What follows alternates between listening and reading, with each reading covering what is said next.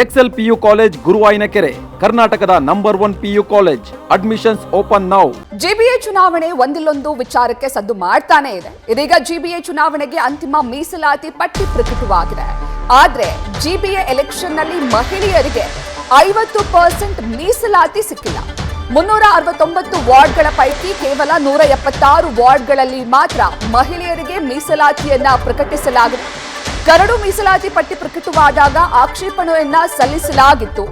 50% ಮಹಿಳೆಯರಿಗೆ ಮೀಸಲಾತಿಯನ್ನ ಕೊಡಿ ಅಂತ ಕೇಳಲಾಗಿತ್ತು. ಆದರೂ ಕೂಡ 176 ಕ್ಷೇತ್ರಗಳಲ್ಲಿ ಮಾತ್ರ ಮಹಿಳೆಯರಿಗೆ ಮೀಸಲಾತಿಯನ್ನ ಪ್ರಕಟಣೆ ಮಾಡಲಾಗಿದೆ. ಜಿಬಿಎಯ 9 ವಾರ್ಡ್ಗಳಲ್ಲಿ ಮಹಿಳೆಯರಿಗೆ ಮೀಸಲಾತಿಯನ್ನ ನೀಡಬೇಕಿತ್ತು. ಇನ್ನು 185 ವಾರ್ಡ್ನಲ್ಲಿ ಮಹಿಳೆಯರಿಗೆ ಮೀಸಲಾತಿಯನ್ನ ಕೊಡಬೇಕಿತ್ತು.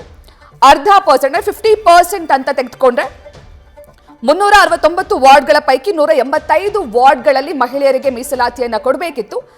ಆದ್ರೆ 176 ವಾರ್ಡ್ಗಳಲ್ಲಿ ಮಹಿಳೆಯರಿಗೆ ಮೀಸಲಾತಿಯನ್ನ ಕೊಡಲಾಗಿದೆ. ಜಿಬಿಎಯ 5 ನಗರ ಪಾಲಿಕೆ ಅಂದ್ರೆ ಬೆಂಗಳೂರು ಉತ್ತರ, ದಕ್ಷಿಣ, ಪೂರ್ವ, ಪಶ್ಚಿಮ ಹಾಗೂ ಕೇಂದ್ರ 5 ನಗರ ಪಾಲಿಕೆ ವ್ಯಾಪ್ತಿಯ ಮೀಸಲಾತಿ ಪಟ್ಟಿಯನ್ನ ಪ್ರಕಟಣೆಯನ್ನ ಮಾಡಲಾಗಿದೆ.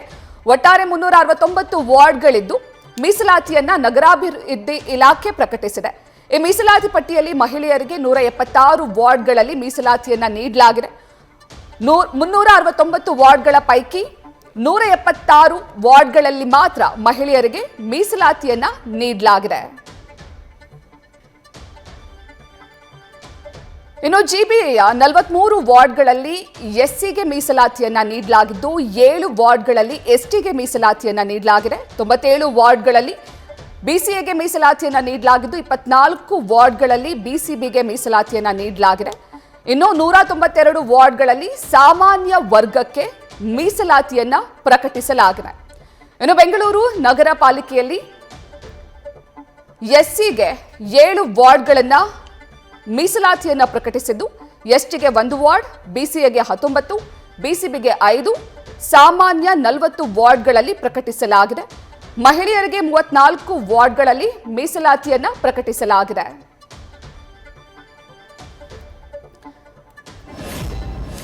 ಇವಾಗ ಹೆಚ್ಚಿನ ಮಾಹಿತಿಯನ್ನ ನೀಡ್ತಾರೆ ನಮ್ಮ ಪ್ರತಿನಿಧಿ ಭರತ್. 369 ಕ್ಷೇತ್ರಗಳ ಪೈಕಿ 50% ಮಹಿಳೆಯರಿಗೆ ಮೀಸಲಾತಿಯನ್ನ ನೀಡಬೇಕು ಎನ್ನುವ ಆಗ್ರಹ ಇತ್ತು.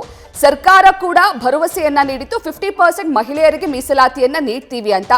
ಆದ್ರೆ ಈಗ 176 ವಾರ್ಡ್ಗಳಲ್ಲಿ ಮಾತ್ರ ಮೀಸಲಾತಿಯನ್ನ ಜಿಬಿಎ ನೀಡಿದೆ. ಅಷ್ಟು ಆಕ್ಷೇಪಣೆ ಕೇಳಿ ಬಂದ್ರೂ ಕೂಡ ಈ ಮೊಂಡಾಟ ಯಾಕೆ ಜಿಬಿಎಗೆ?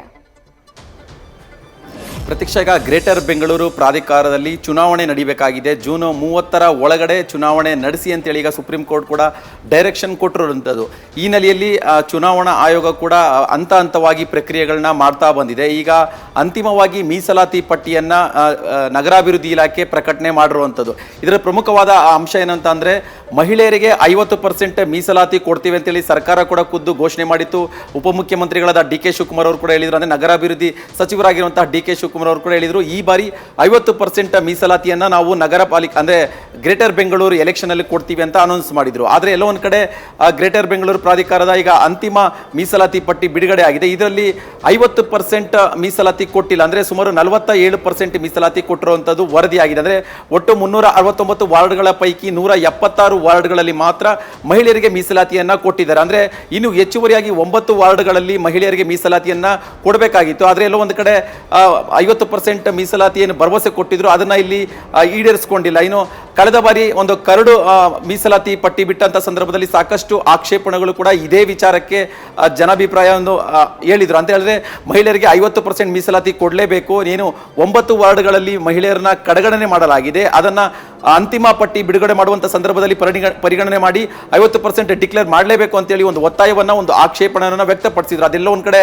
ಅಂತಿಮ ಪಟ್ಟಿ ಕೂಡ ಈಗ ಪ್ರಕಟಣೆ ಆಗಿದೆ. ಆದರೆ ಮಹಿಳೆಯರಿಗೆ 50% ರಿಸರ್ವೇಶನ್ ಸಿಕ್ಕಿಲ್ಲ. ಹಾಗಾಗಿ ಈ ಒಂದು ವಿಚಾರವನ್ನು ಇಟ್ಕೊಂಡು ಬಹುಶಃ ಏನು ಮಹಿಳೆಯರು ನ್ಯಾಯಾಲಯದ ಮೊರೆ ಹೋಗುವಂತಹ ಸಾಧ್ಯತೆ ಕೂಡ ಇದೆ. ಅಂದರೆ 50% ರಿಸರ್ವೇಷನ್ ನಮಗೆ ಕೊಟ್ಟಿಲ್ಲ, 50% ರಿಸರ್ವೇಷನ್ ನಮಗೆ ಕೊಡಲೇಬೇಕು ಅನ್ನೋ ಒಂದು ವಾದವನ್ನು ಇಟ್ಕೊಂಡು ನ್ಯಾಯಾಲಯಕ್ಕೆ ಹೋಗುವಂತಹ ಚಾನ್ಸಸ್ ಕೂಡ ಇದೆ. ಇದನ್ನು ಹೊರತುಪಡಿಸಿದಂತೆ ಎಲೆಕ್ಷನ್ ವಿಚಾರದಲ್ಲಿ ಈಗ ಎಲ್ಲ ಪ್ರೋಸೆಸ್ ನಡೀತಾ ಇದೆ. ಈಗ ಅಂತಿಮ ಮೀಸಲಾತಿ ಪಟ್ಟಿಯನ್ನು ಕೂಡ ರಿಲೀಸ್ ಮಾಡಿರ್ತಾರೆ. ಸೊ ಶೀಘ್ರದಲ್ಲೇ ಎಲೆಕ್ಷನ್ ಡೇಟ್ ಕೂಡ ಅನೌನ್ಸ್ ಆಗುವಂತಹ ಸಾಧ್ಯತೆ ಇದೆ. ಪ್ರತೀಕ್ಷಾ, ಥ್ಯಾಂಕ್ ಯು ಬರೋ ಡೀಟೇಲ್ಸ್ಗೆ. ನ್ಯೂಸ್ ಫಸ್ಟ್ ನಿರ್ಭೀತಿಯಿಂದ ನಿಮ್ಮ ಪರವಾಗಿ.